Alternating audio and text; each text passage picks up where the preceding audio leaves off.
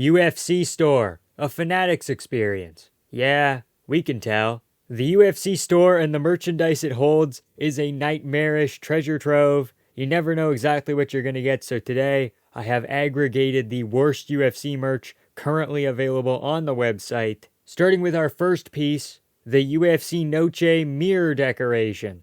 Take your distracted driving to the next level with this UFC Noche mirror decoration. Fuzzy dice have their roots in the U.S. Air Force. They represent luck and good fortune and what have you. This is the opposite. You purchase this decoration, you're going to get in an accident. These aren't dice, they aren't visually appealing, and they just seem like a hazard. The craziest part to me is I did a little bit of digging, and you can see item reviews on the website. And this decoration has 5 stars with 1 review. So at least one person has purchased this mirror decoration and is very satisfied with it. Our second item isn't a single item. Okay, I'm lying a little bit, but it is a category of items. It is the endless phone cases. There are 179 phone cases on the store. Some of them are okay, but others are not great. A lot of the t-shirts aren't great either, but there are a few that are pretty cool. Why aren't some of those designs on the phone cases? Instead, it's always random colored background that seems kind of like worn, sideways text, and a UFC.com render. There's a couple that are very generic, like there'll be a UFC logo and then an American flag behind it or whatever too. So, not a whole lot of originality going on here. Our third item, the New Zealand Mint. They must be hard up for business. They produced Amanda Nunes coins. 1,800 of them are silver, and there is a 1 in 10 chance that you get one of the 200 that are gold plated. Greatest women's fighter of all time, yeah sure, but who's buying this? Up next is the UFC Big Shot Rusty Copper Michael Chandler. Why does he look like this? Michael Chandler is a happy-go-lucky guy. He's very motivational. If there's anything that Michael Chandler is not, he's angry and almost snarling here. He looks like the Tasmanian devil. And I understand that there's a market for plushies or whatever, but MMA isn't really a kid-friendly sport. They have similar, like, John Cena plushies or whatever, but that makes sense because the WWE is more of a kid-friendly property. Who is this for? The majority of people that get into the UFC are in their mid-late teens, early 20s, I would say, so they're probably not buying this. Another item I found, UFC Tattoo Bomb. They have men's and women's variations. I like the distinction, except there's no difference, other than the women's one being in a pink container. Tattoo Bomb, I might add. I can't say the official word. I can throw it up on screen for a second here. Frickin' YouTube, man, trying to stop me from calling the product by its official name, but who cares? I get that UFC is like a rough and tumble place. There's a lot of people with tattoos, but I'm sure they could get it from either the tattoo shop that they go to or another retailer. They don't need officially UFC licensed Tattoo Bomb. Up next is the UFC Ultiman Fanny Pack, the ultimate show of dominance. I also like the as real as it gets strap. Very fitting. Then we have the UFC glove keychains. Each of the now defunct gloves that only lasted for about 6 months are now available forever in keychain form.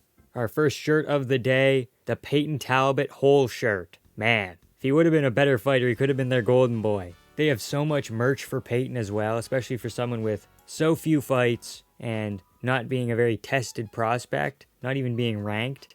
They were really going all in on the guy, and let's just say that a lot of this stuff is sitting in the warehouse right now. Oh wow, would you look at that?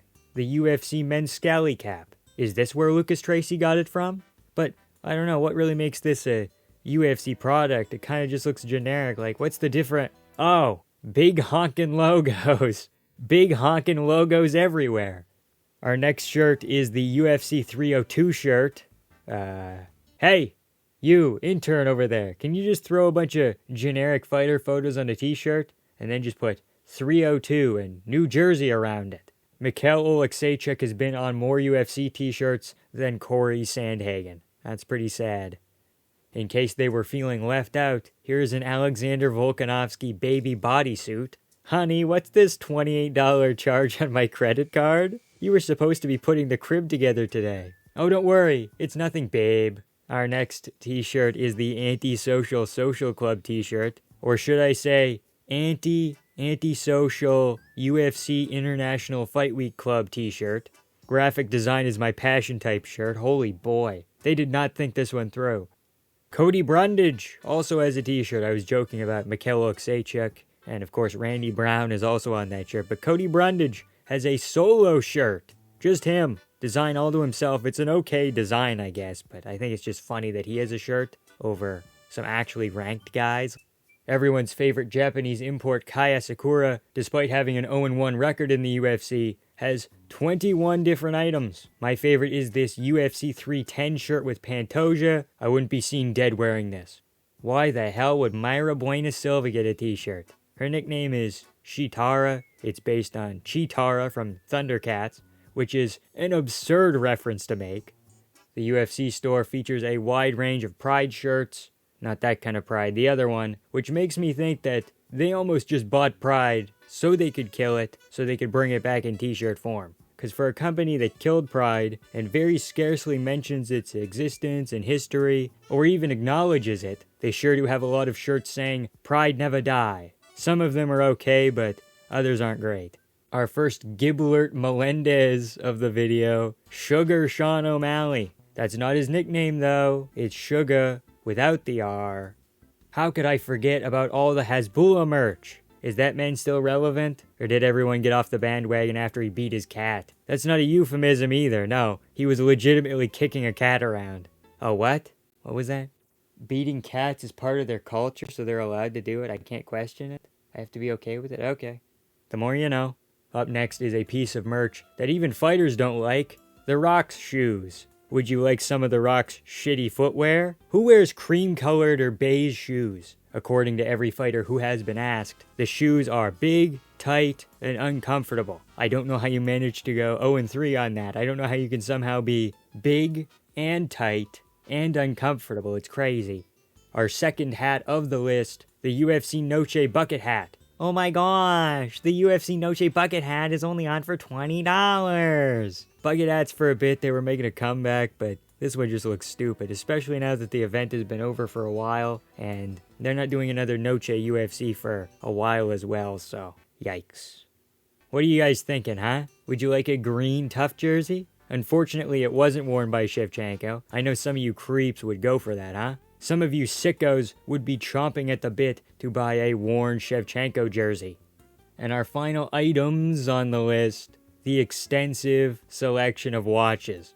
They have 16 different watches. I would assume that people that are into combat sports aren't really into watches. That's just intuition maybe. And I would also hedge my bets and say that people who like watches aren't gonna buy theirs from the UFC store. Now that we have went through the creme de la creme of the worst UFC store items, let's just go through some of the overarching issues that I'd like to talk a bit about. I don't even have a problem with a lot of the shirts, but they all kind of look the same. And they are also $30, $40, $45 with shipping, when I could just go to Walmart and buy a crappy graphic tee for $10 to $15. There aren't a lot of items that you could wear out of the house without receiving significant ridicule. And for this video, I just focused on items that I didn't really like. Again, there are lots of forgettable items. They have other knickknacks like magnets and bottle openers and a lanyard.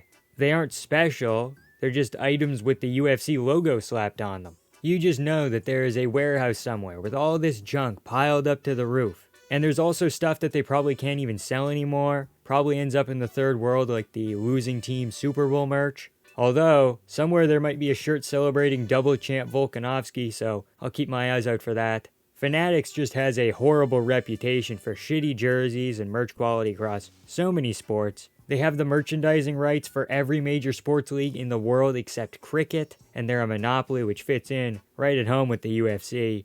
I feel like there's a lot of mileage to this concept as well. I didn't even cover the UFC auction site. That's where things get real crazy. I can buy the stool that Henry Cejudo quit on. Subscribe for that. Shout out to Hello NPC for becoming a vampiric enjoyer. You too can get your name read out at the ends of videos by tapping that join button. Like, comment, and subscribe for more MMA content. Thank you all so much for watching. Do not buy the UFC Noche car decoration. And have a good time.